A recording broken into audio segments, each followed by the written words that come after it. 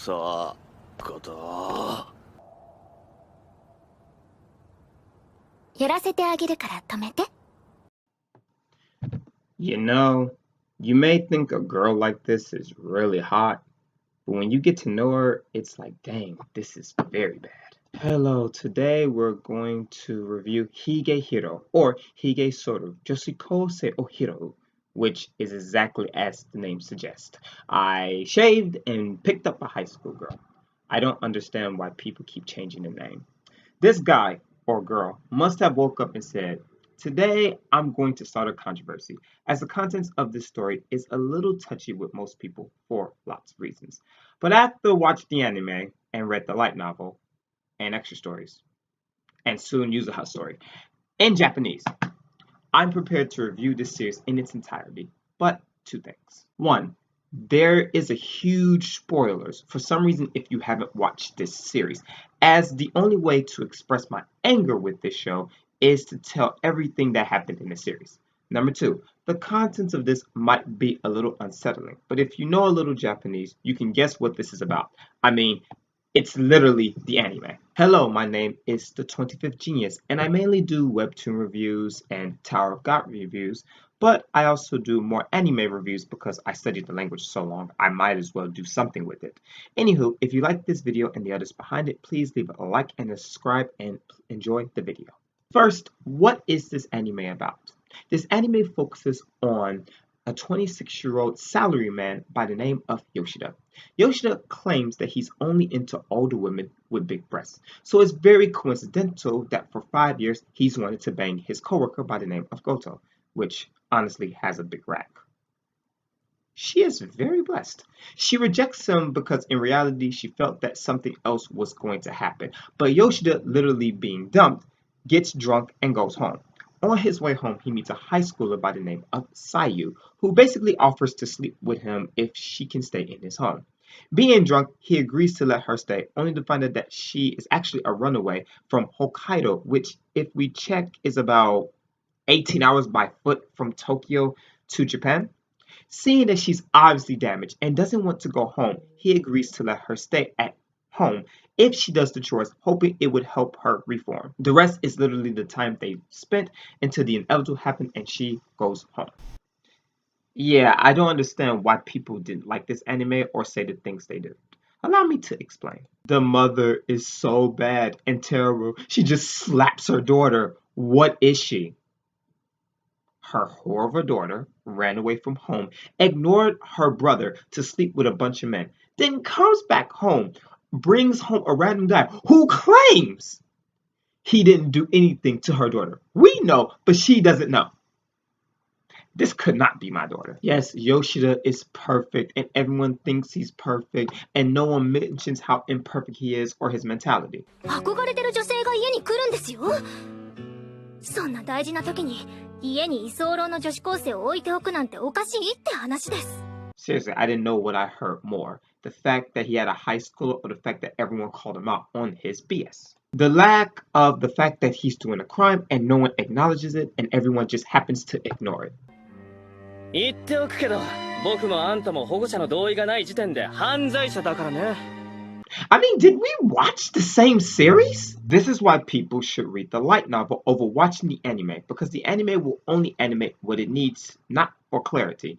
That's up to you. But honestly, speaking of clarification of the anime, it did a pretty good job adapting the light novel series. The anime adapted around 3 to 4 episodes from each book, so I say that's fair considering how many episodes there were aired. I do wish they animated the part with Yoshida's ex, but we'll return to this much later. The anime and the light novel, though touching a very sensitive topic, did a great job of not only keeping people aware, but not making it the central focus of the darn story. There are many instances and scenes, especially in the light novel, where this is constantly being reminded, from Mishima, Kyoka, Hashimoto, which is probably the best character here. The series was very well aware of what it was doing and always permeated that into the viewers.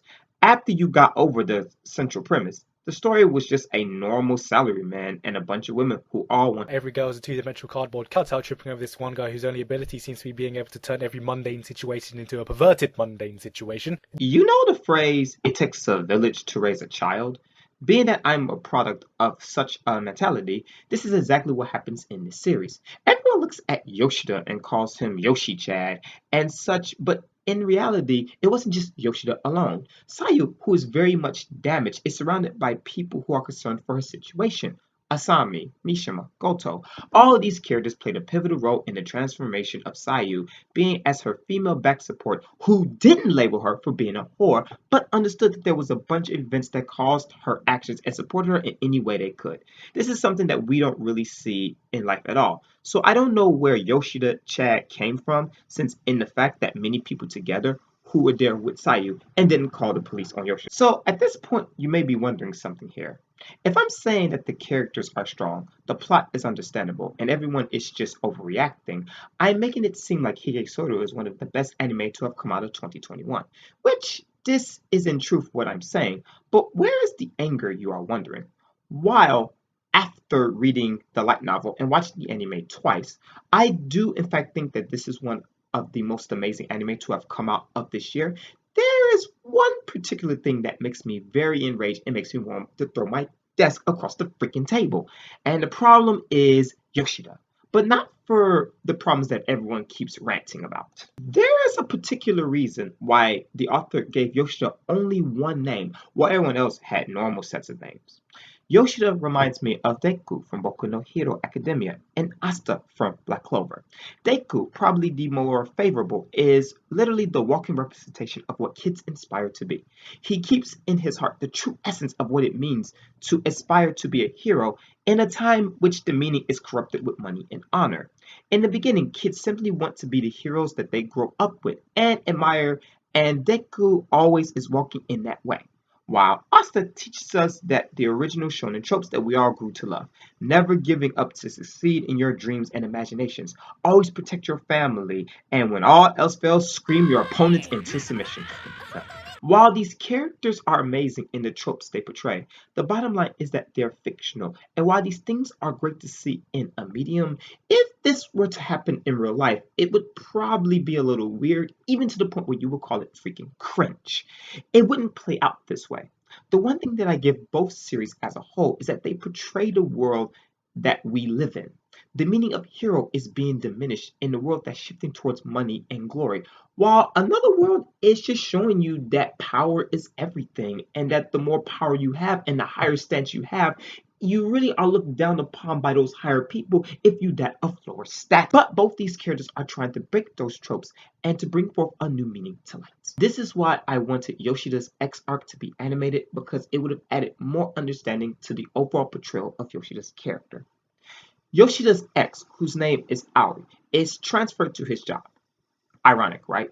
They dated in high school and broke up around that era. But when she meets him again, she wants to rekindle. By rekindle, I mean one night stand. And he refuses because in reality, he wanted to see Sayu. But he told her that he just couldn't sleep with someone like that. After some time, they finish eating and he walks her to the train station. She kind of just points out that he's full of. And not in that way though. She expresses that what she doesn't like about Yoshida's personality, and that it's very, very terrible. She identifies that Yoshida, while he thinks that he's really doing this for other people, in reality, he's just doing it for himself. He's not really being this saint that's, oh, you're concerned about how I feel and how it treats both of us. You're really just doing this just because you want to protect yourself, which in case you're a little selfish in that light. And this is very true. This is set much earlier in the beginnings of Sayu and Yoshida's coexistence, particularly around episode 3, where Sayu just demands an explanation for why Yoshida is being so nice, and he claims that he doesn't want anything out of return. Which in the end of this episode, he points out that he actually does benefit and he should have been honest with himself and to Sayu. But it's very evident in the situation with Ao and Yoshida. He portrays himself to be this saint or just this uprighteous person, but in reality, he doesn't just let Sayu stay with her but because he's lonely and he would benefit with having some female company over. He doesn't reject Aoi's exception for a one-night stand because he didn't like her or anything. It's just because he wants to sleep with Sayu. But again, as I said in the beginning, The story is always calling Yoshida out on his BS, and you really never stop hearing about it. From Mishida to Kyoka to Goto, you constantly just hear this over and over. The reason why I don't like Yoshida and he makes me angry is because he's unrealistic. He's not 2021 or whatever year you may watch this video. He's only given one name because he's not real at all. Even with the other characters, they share something similar to the actual human beings. Goto's decisiveness and Mishima's jealousy. But Yoshida is so unrealistic, it makes me completely angry. Episode 3 really caused me to understand this, as it's a very powerful point in the series, but a very exaggerated point. For example, ない女を抱きたいとは思わない。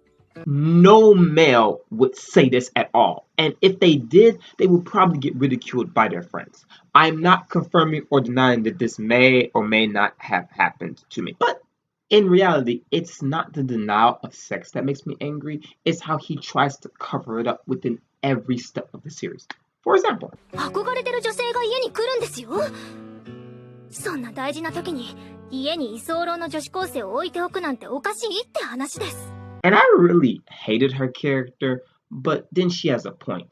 You finally get a chance to hook up with the girl you've been crushing on for 5 years, and the only thing you can think about is Sayu. Then to add insult to injury, you think it's a good idea, knowing it's a crime, to introduce said high schooler to said girl that you're crushing on. Now, you may be thinking, what is so bad about this? And my answer is Sayu. I think everyone focuses on the plot and the overall premise that no one understood there's one underlying factor in all of this. Sayu is damaged, mentally damaged. She literally saw her friends splatter over the pavement. Her mother just doesn't love her. She ran away from home and had more sex than most of us will probably see in our lives, and all of that is cleared up in a single conversation. I understand the progression of plot, but still, someone with that much mental damage, especially if they're surrounded by a bunch of men, including their father, who only showed them one direction, but she is able to accept this pretty easily, which would not happen. Mental damage could take years to heal, or even someone's entire life, even just to realize this, and Higo's story is still unrealistic at this point. In case if Yoshida did this in the real world, he probably would have just been in jail by said girl. In conclusion, Higesoru is a good story of what we need to see, but in reality, it's not our world.